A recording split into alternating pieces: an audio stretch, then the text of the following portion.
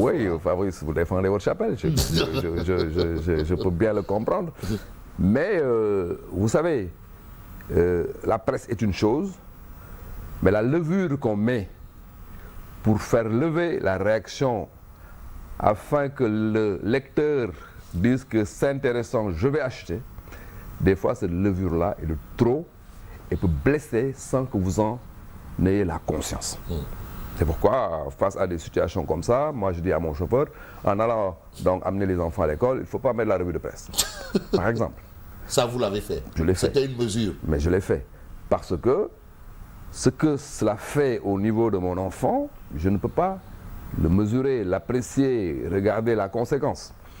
Autre élément important, j'ai aussi échangé avec mon personnel politique, en leur donnant, bien entendu, les tenants et aboutissants pour que ces gens-là sachent qu'il n'y a rien, effectivement, donc d'inquiétant. Il faut simplement avoir une posture et se défendre en cas de besoin.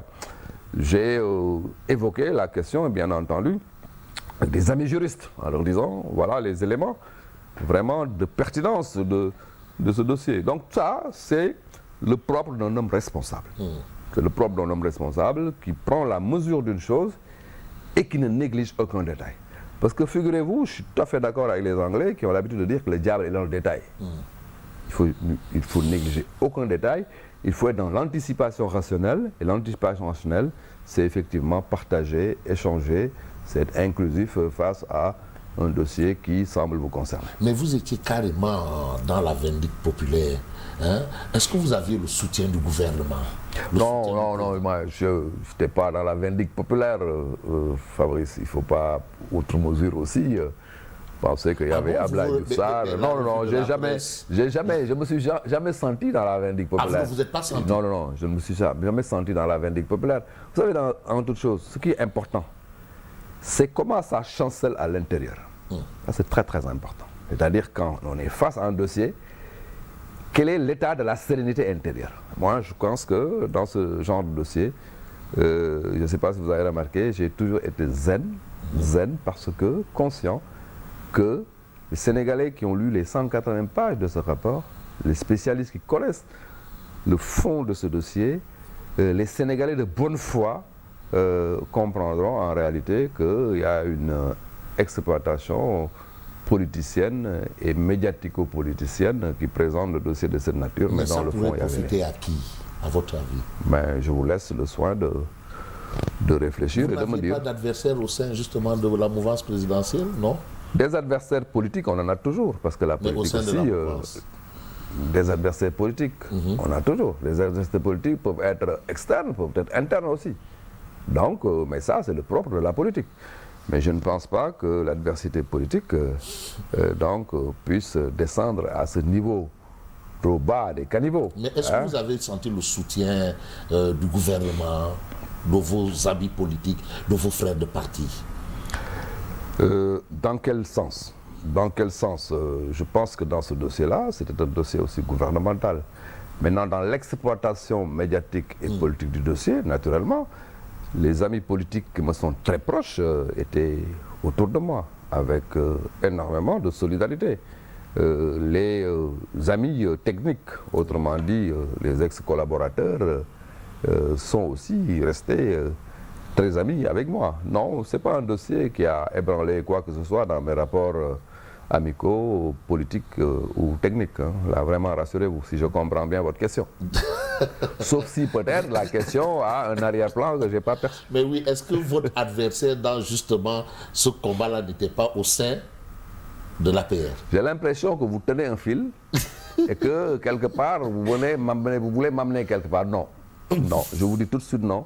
Je n'aborde pas les choses en ces termes. Hein. Moi, je n'aborde vraiment pas les choses en termes d'identification de responsables a posteriori. Et dans ma philosophie politique aussi, je suis un champion de l'approche positiviste, l'approche d'élégance. Et je n'identifie aucun adversaire politique qui a voulu utiliser effectivement donc cela. Mais, ça il faut le reconnaître, la cabale était telle que il y avait quelque part anguille sous roche. Je m'en limite là. Vous doutez de la sincérité de certains? Oui. Du président Macky Sall? Non. De qui? Il y avait Anguille sous roche, je m'en limite là. Oui, mais allez-y plus loin. Non, c'est pas la peine, Fabrice. Il y avait C'est pas la peine. Anguille sous roche. Vous savez, vous êtes face à un homme qui a une religion de la vie qui ne rime pas avec ce genre de considération. Moi, je lance des pistes d'analyse, je pose des questions, je m'interroge et j'ai des convictions profondes. Et parmi ces convictions profondes, il y en a que je veux et je souhaite garder éternellement avec moi-même. Et vous allez mourir avec? Tout à fait.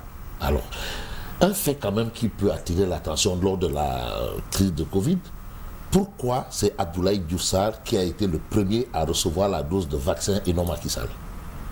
Ben, pour ce qui me concerne, je peux vous répondre, mais pour ce qui concerne Macky Sall, vous lui poserez la question. Non, mais symboliquement, c'est souvent le président de la République dans qui ce doit cas-là, prendre le bal. dans ce cas-là, la question n'est pas pour moi. Posez la question Mais au vous avez président cherché à Macky savoir Sall. pourquoi?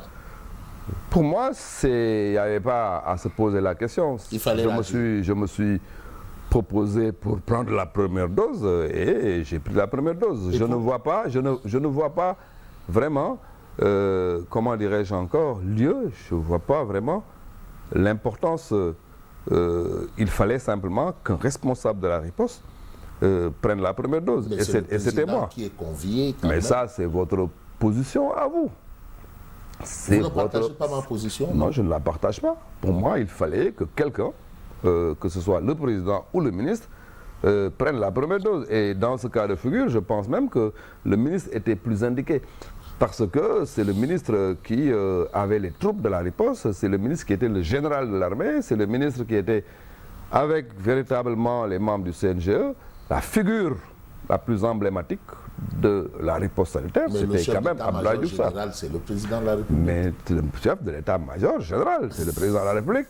Mais celui qui incarnait véritablement donc la riposte, c'était le ministre de la Santé et de l'Action sociale. Je pense quand même que de ce point de vue-là, je ne vois vraiment pas de problème. Donc il l'a fait après vous, au moins on est sûr de ça. Ah, il l'a fait. Et il y a eu cette théorie de l'habit noir.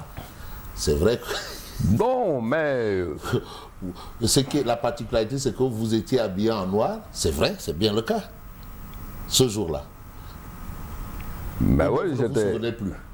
J'étais habillé en noir. Et le président aussi était habillé en noir. Je ne sais pas. Ça, je ne sais pas, franchement. Vous ne vous rappelez pas? Vous Je ne sais pas comment il était habillé. Vous n'étiez pas ce jour-là? Je ne sais pas comment il était habillé, mais moi, je m'étais habillé en t-shirt noir. C'est toujours intéressant de parler avec Abdoulaye Diouf Sarr. Je rappelle qu'il a fait une production intellectuelle qui retrace tout son parcours.